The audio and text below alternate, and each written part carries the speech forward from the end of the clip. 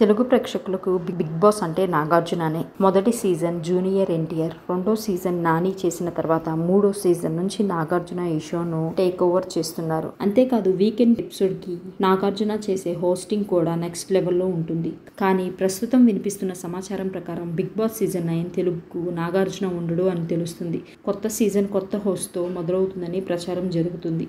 త్వరలోనే మొదలు కాబోయే ఈ బిగ్ బాస్ 9కు నాగార్జున కాకుండా మరో హీరో హోస్ట్ చేయబోతున్నాడని వార్తలు బాగా వైరల్ అవుతున్నాయి. బిగ్ బాస్ సీజన్ మొదలయ్యే ముందు ప్రతిసారి ఇలాంటి రూమర్స్ కామనే అనుకోవచ్చు. కానీ ఈసారి మాత్రం విషయం సీరియస్గా ఉంటుందని తెలుస్తుంది. నిజంగానే ఈసారి నాగార్జున బిగ్ బాస్ నుంచి తప్పుకుంటున్నాడని, కావాలనే ఆయన బ్రేక్ తీసుకుంటున్నాడని తెలుస్తుంది.